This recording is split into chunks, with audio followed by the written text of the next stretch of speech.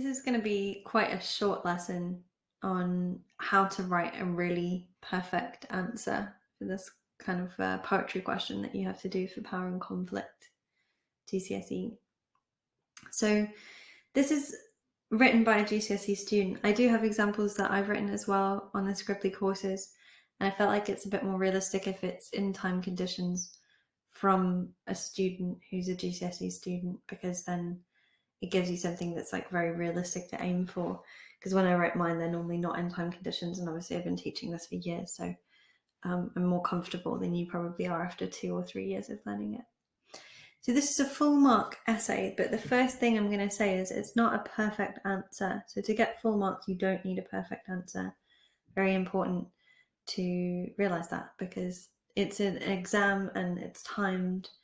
Examiners aren't told that you have to be absolutely immaculate and perfect before you get your full mark grade. So this one, you can just see as I'm scrolling through, the first paragraph is very good, very long. There's no intro, however.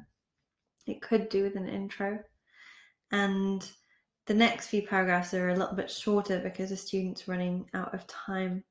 This one is particularly short and could do with being longer. However, 3 middle paragraphs is the bare minimum you need to get a high grade. So make sure that you never write anything like 2 paragraphs, even if they're long. I've had students that are normally getting A's or A stars and they suddenly get a C on an exam just because they didn't do a 3rd paragraph. So never do that, basically, just not to scare you, just because, it is an important thing. So yeah, it's not perfect, bear that in mind. It definitely could do with at least a sentence for the intro. I personally write about 2 or 3 sentences for my own intros in this one. However, the ideas are amazing. It's very clearly written. It's very complex vocabulary, and it's analysing in a way that it shows it's aware of all of the assessment objectives. So if you're aiming for a top mark, which you probably are if you're watching this video, you need to make sure you understand the mark scheme.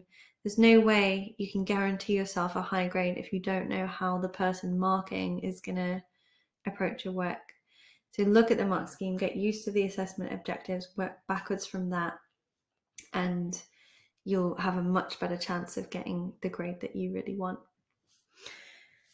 So I'm going to read you a little bit of this one, and then I'm going to just show you a few of the skills that it's demonstrating, and it should give you an idea or an indication of what you need to do if you're aiming for a really high level essay on this particular exam. To commence, in War Photographer, Caroline Duffy presents the ways that people are affected by war through the objectification of soldiers in war and how they become insignificant so quickly, where exposure presents the effects of war on people through personification of nature and its overbearing power over the soldiers. So the first sentence we have is a topic sentence. It's clearly setting out an idea or an opinion that is answering the question. It's not quoting, it's not giving evidence, it's not describing the poems, it's going straight to the heart of the idea and the message of each poem and contrasting those. So you need a comparison or a contrast in your topic sentence. And you need to not be quoting or analysing right at the beginning of your paragraph. You want to just jump straight to the point of what you're trying to say about the question. And then the analysis that you do later backs up that point. So you can see here that it then jumps to evidence. The quotation spools of suffering set out in ordered rows presents the soldiers in war as objects, as disposable artillery.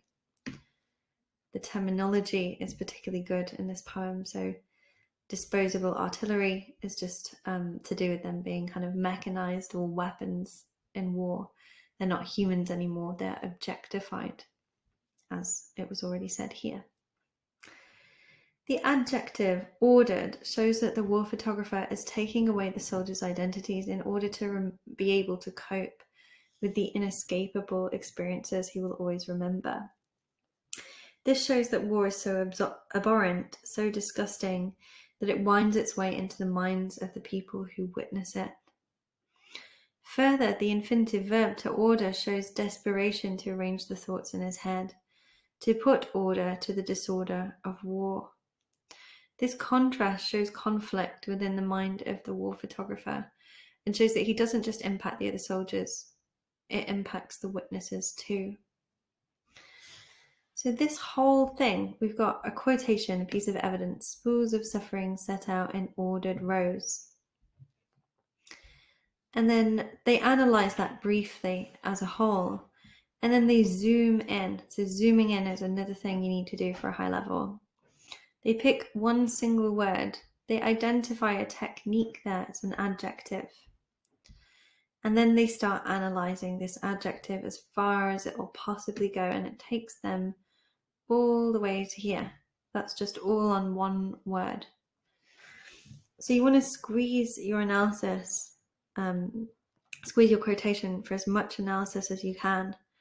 You just keep going and thinking and saying more and talking more about it until you finally run out of things to say, and then you change topic.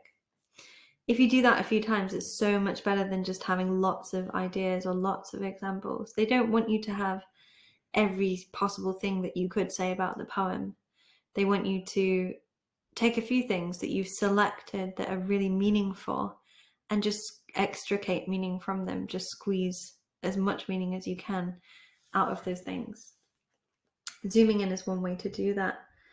And also you can see the sensitive analysis here. So one reason why this is a high level, it's not just like ordered shows order, full stop, or regulation, full stop. It's thinking really deeply about it. So, you know, the ordered rows is maybe trying to make sense of all of this chaos that the war photographer is exploring. Or maybe the idea that war is so disgusting, it kind of, is taking away soldiers' identities in order to be able to cope with the inescapable experiences. So he's trying to kind of control or manipulate something about his experiences to make them more manageable. So there's a lot of really sensitive, thoughtful ideas on this adjective, and that's what you need for a high level. Think really deeply and sensitively about exactly what is it doing. You can't do that until you generally understand the poem. So the first step is understand what it means, understand the messages. Once you've done that, start thinking deeper about it. You need to revise every poem at least once after you've studied it so that you can go a bit deeper into the ideas. So then we have a structure that is talking about both together in the first sentence. So it's a comparative topic sentence. Then it's a detailed analysis of war photographer. Then it has a connecting sentence. This is contrasted by exposer's use of personification of nature to remove the soldier's human power. And then it goes really deep into exposure in the same way.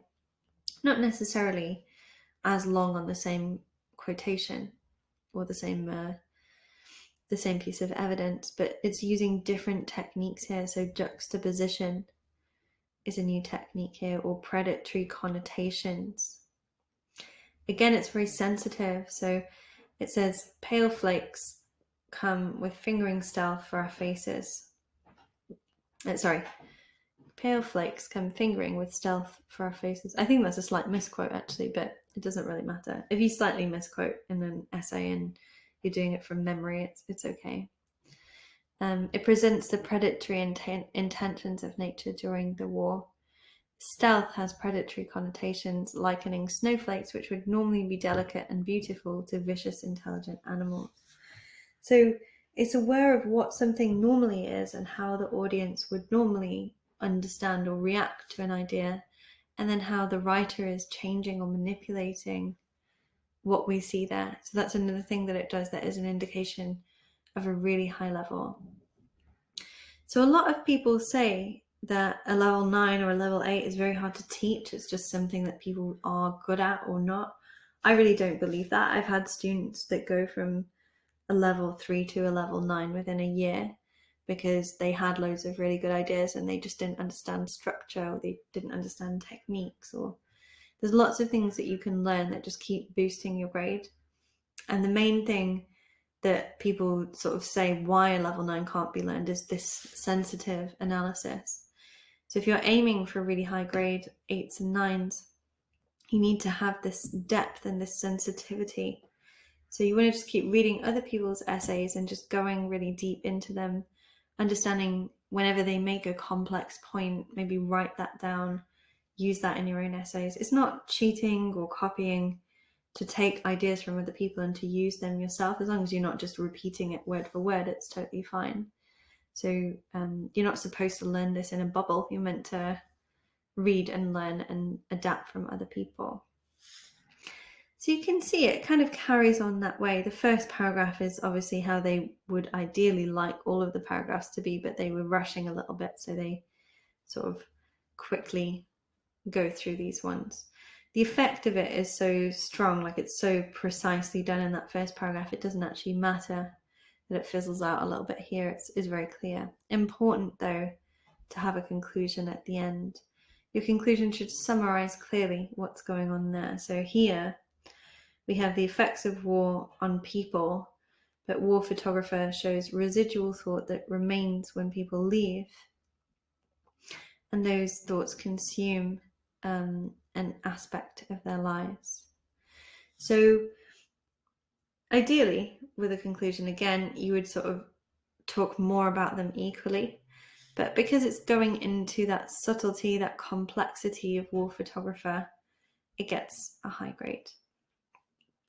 So yeah, like I said, this is just a kind of quick one just to sort of get you used to what you need to do. Hopefully you found it useful and it's been helpful for you. You can have a look at this whole essay on the Scribbly page, so feel free to take a look at it in more depth there.